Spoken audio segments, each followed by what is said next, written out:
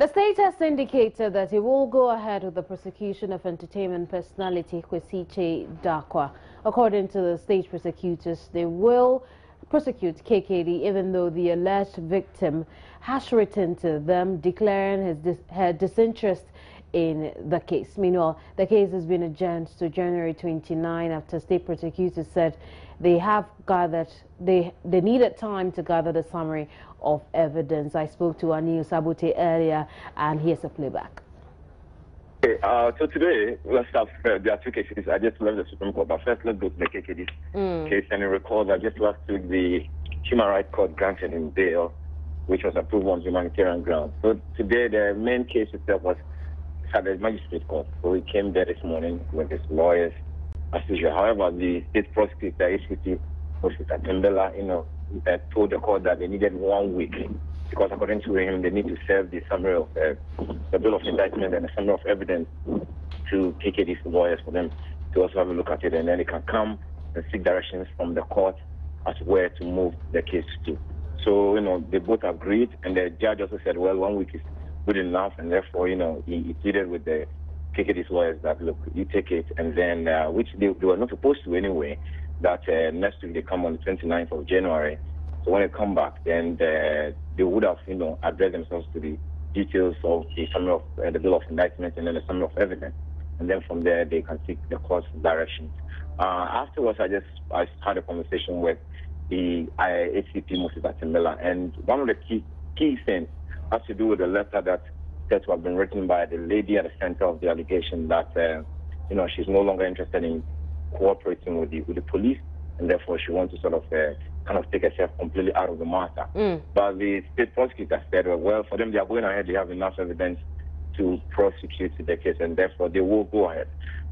Next week, 29th, we'll go to the court to see as whether or not, based on the evidence and the materials that the judge also has, she might think that it's good enough to go on with the case or to quash it from there. I see. What's KKD in court today? He was in court. I saw him. He looked very dapper as always, in a black suit with a flying tie, light blue flying tie with a white, what looks like a cream trousers. And he has a walking stick, a black walking stick. And he's actually, limping on his left leg. He actually said that he had to go to the hospital. He was in court with some of his close family relations, including his younger sister. So, he said, well, he had to go to the hospital and just to go and ensure that he get a good medical attention. So, yes, he was in court himself, yeah. Did you get to speak with his counsel?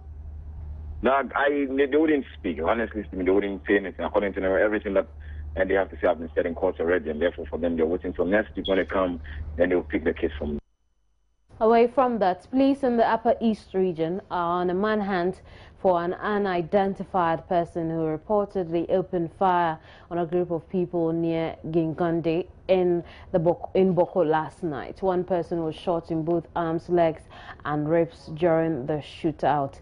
The Boko Divisional Police Commander, Chief Superintendent Tefuto Kalechi, said his outfit is unable to tell what necessitated the shooting, but said the search for the assailant is underway.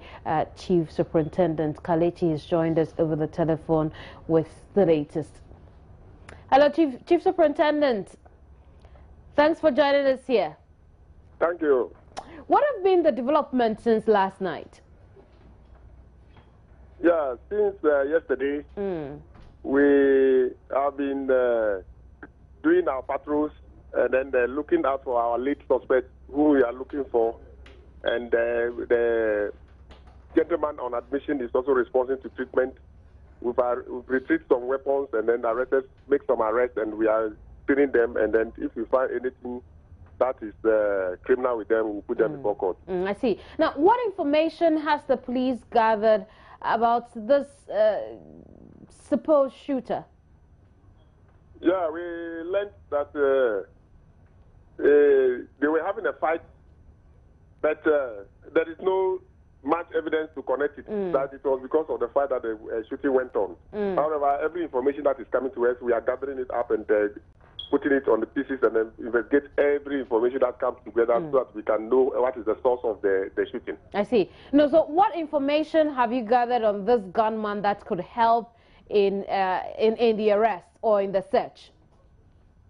Yeah, for now we are just been to where he is been going. So we have placed men there to be on the lookout for him and get him. Is there any way the public could help the police? Well, if they have any information about him, they should let us know. I see. Then again, is that to suggest that the police does not really have any information on this gunman that could aid in the search? Yeah, we have some previous information on him, but this current one was a surprise, so we are not yet to get concrete information on him. In terms of description and how the public could help, any knowledge to share on that? Yeah, we have not yet put him on the list of wanted people that the police want on air yet, because we are still underground doing to get him. That's why we have not put him on air. Well, now, beyond that, also in the Boko area, we had some young persons or the youth of the area who went ahead to celebrate the Damba festival. You had told us Tuesday that no clearance was given. You had no idea about this. You were going to invite these young people. What's the latest with that? Yeah, we really invited them, and we questioned them as to why they celebrated a festival or did a public event without notifying the police. So we have prepared them for court on the coming Thursday, and we shall proceed them coming next Thursday. So how many of these people do you have behind bars at the moment? We have 5 people behind bars. I see. Now, it comes back to the fact that one of the youth of Mamprosi we spoke to earlier said that they did not need permission from the police. They only needed to inform the police. And how do we reconcile that to this new development? Yes, it's true. Notification is the same as information. When you notify us, then we can go and do our intelligence work and see whether what we are going to do as a public event will bring peace in the area or generate into violence. So whether you notify us or you inform us, there is the same thing. The public order access, you should notify the security within 5 days. I see. And when are they due for court? Next week, Thursday. Right. Thank you very much, Chief Superintendent. Over the telephone, on the same subject is Mohammed Tahiru Nambi. He's opinion leader for Mamprosi. Mohammed. Hello. So some of your men have been arrested, 5 of them, as Chief Superintendent has told us. Your response to this?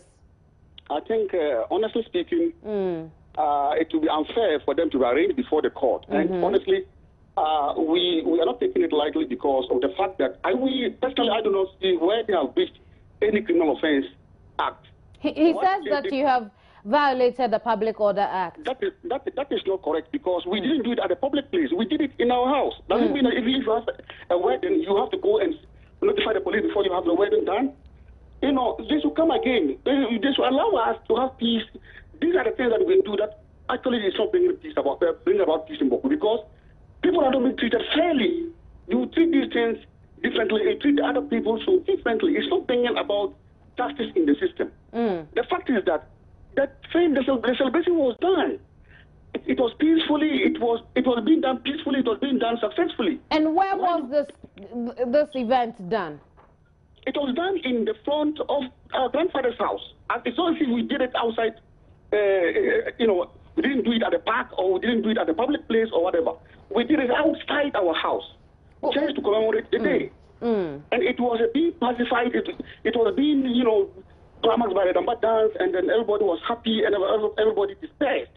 So if you're going to, as it were, arraign them before the court and you're saying that they have breached the Public Order Act, it means that if I have my outdoor and I'm going to have a dance in my house, I must notify the police. They are stretching the point too far, honestly. I beg your pardon.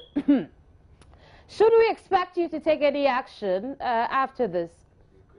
No, well, they are saying they are arraigning them before court. We want to see if they go to court, then we must get our lawyers to go and defend the people in the court because, well, they have the prosecutorial discretion. If they can decide to drop it, fine. If they want to go to court with it again. Well, Mohammed, just hold on, just for a bit for me. I've had my producers get Chief Superintendent back over the telephone. Chief Superintendent, thanks for joining us again. Now, Mohammed here tells us that this event was not exactly public because it was held a grandfather's house.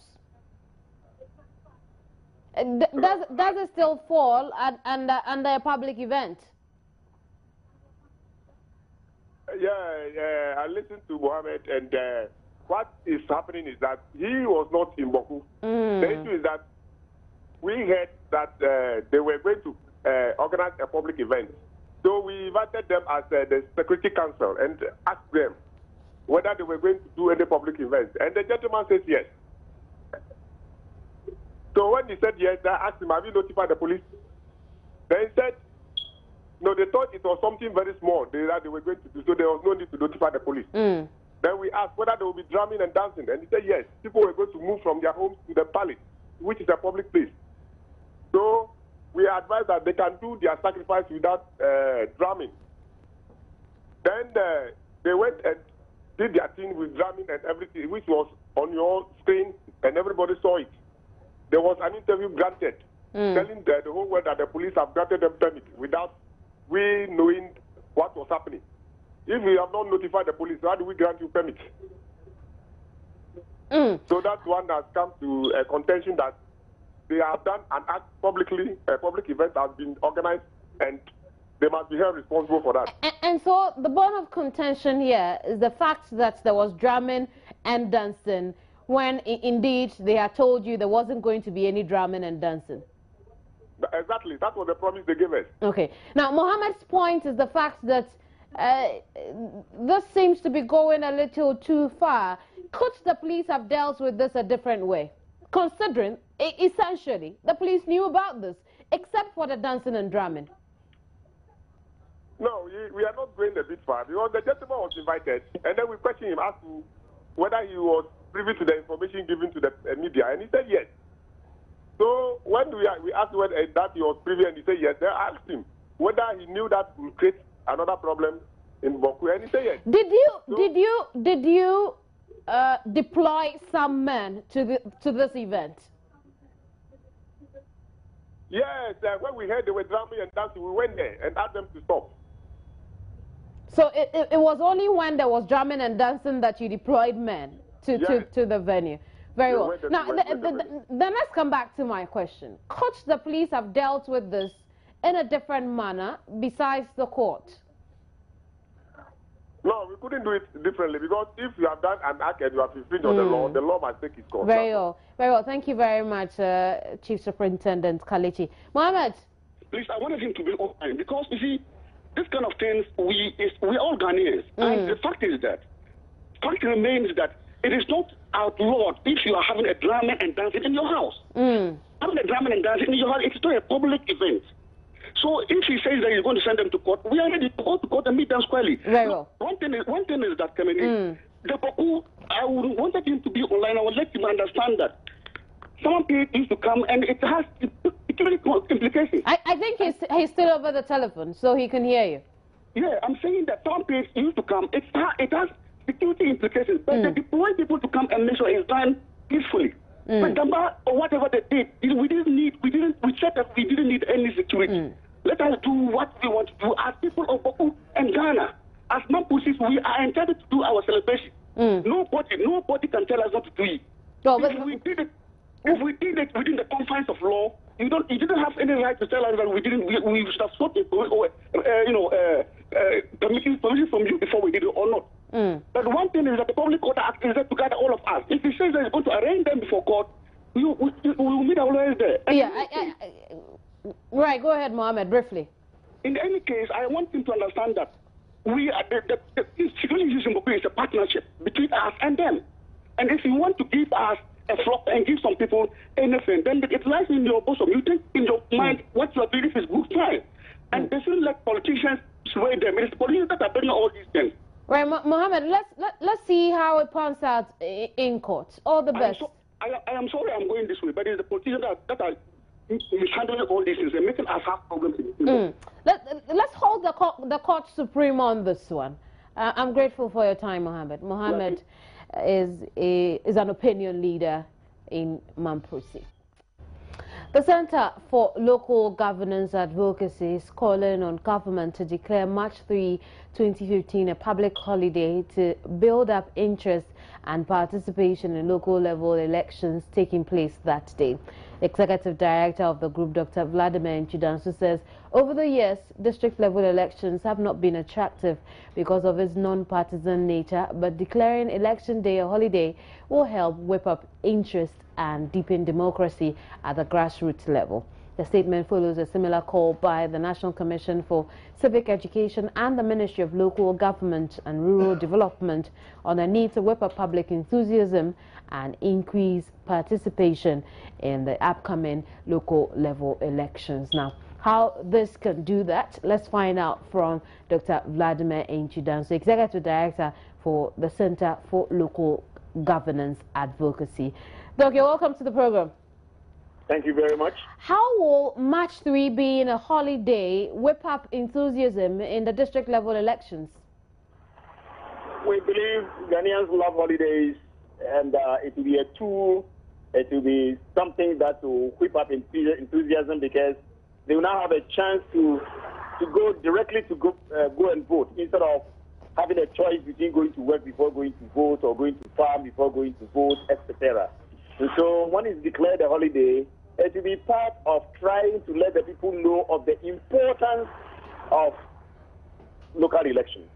I see. Now, it looks as though people are not enthusiastic because they don't see the need for it. Everything is at the center.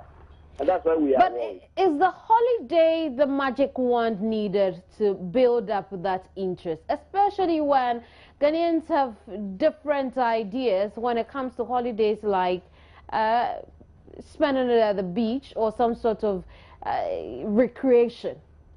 You are very right. We're believing that just declaring it a holiday doesn't mean that all of a sudden there is a magic wand. That's the answer. We believe declaring it a holiday and the making it popular. I mean, there must be some propaganda around it. Just like Farmers' Day. Come to think of it, that there is so much around it, you know, and we adore our farmers and we do this and we do that. And everybody, I mean, comes on board. Can we make the same thing for local government elections so that our democracy is more crystallized through the periphery? The basic reason why people are not enthusiastic is that we've just left it. And everything is just, I mean, the attention is on the parliamentary and the presidential because it's Accra. And we're saying, where democracy hiccups badly, there you have weak local governance. But if we are able to cement it through some kind of propaganda, some kind of advocacy, some kind of using the people's own thing, like a holiday and saying, look, we're going to vote on that day. It's a voting day. Your own local area. Go vote. I think it will be a good start for our local governance system. Now, there have been calls in the direction that perhaps it's because the district level election is non-partisan, people cannot identify with it. Making a partisan, how do you expect it to change this? Will that be the only way to deal with this? Not necessarily. We are also believing that making it partisan does not change. It does not destroy local governance. And many people are calling for it, and we also believe in it. But now that it's non-partisan, how do we make people get the interest?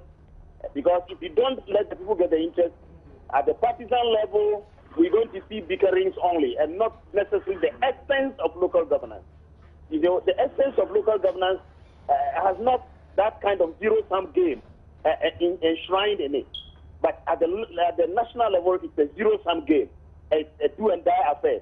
But local governance, you are interested in your area, the development of your area. You know the people, and you know who you want to vote for, kind of.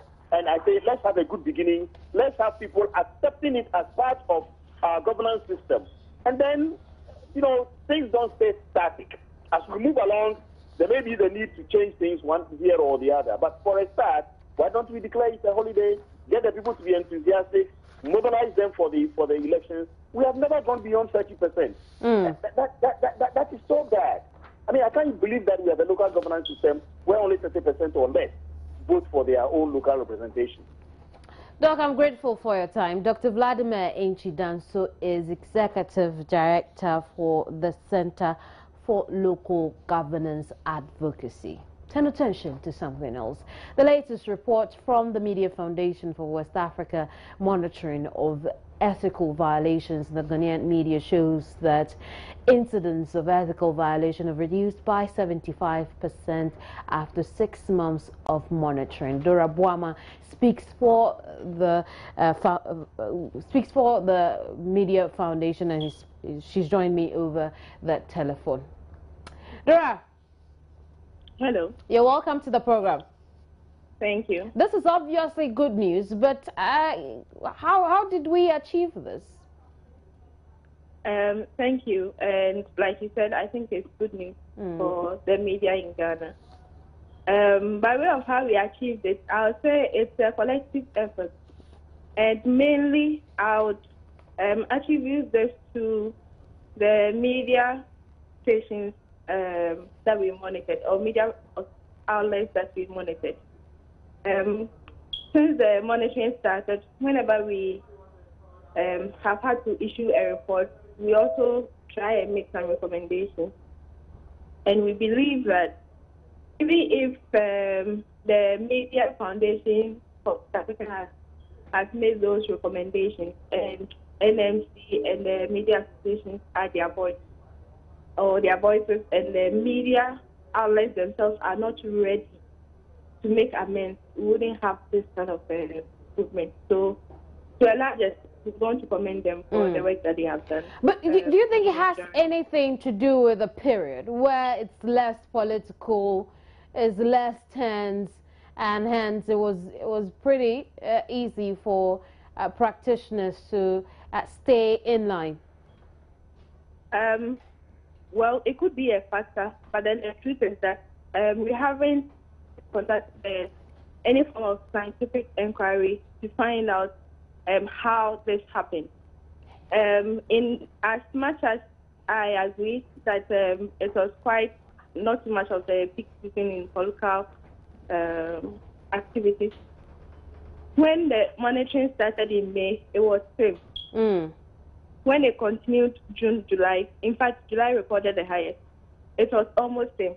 It was, I think, August that the NPP in particular also did their Congress. So, I mean, if you are to look at it from May to October, generally, you would say that it wasn't too much of a political season. But then, if in May it recorded that much, then you would have expected that it will continue. But then, as at October, it has come down by that 75%, which is very, very good and commendable. Now, in terms of violations, print media violated less than broadcast media now, or electronic media. Now, how is that? What have we identified as the problem? I would say that as much as possible, the monitoring focuses on just the content that is put to the public, as in the print out, the things or reports we listen to or read online. Now, there were 16 ethical principles that the monitoring was using to assess these media outlets. So it's just an issue of, okay, what is in this newspaper, and what is on this radio station, and what is on this online. And then you assess it based on the instruments that you have, and that is the finding. It doesn't really have to be like, okay, because it's this platform, then it has to be like this. So it just happens to be that the newspapers recorded the least. Mainly the ethical violations found were more issues of appropriate use of photography, basically, and a few inaccurate headlines. But that was the main issue with the print media. Now, if we're the online media, for instance, one of the major issues that came up from online was the issue of indecency in language, which were mainly recorded or coded from the comment sections of the various stories that were posted. In terms of radio stations, it's also an issue of indecency in language, but more of issues of balance and fairness to the various parties in any particular story that is being cast at any particular point in time. Dora, we'll leave it here for now. I'm afraid we have to go. Thank you very much, Dora. Dora Buamaya is Programs Officer for the Media Foundation for West Africa. Away for more news on myjoyonline.com. Thank you very much for your company here.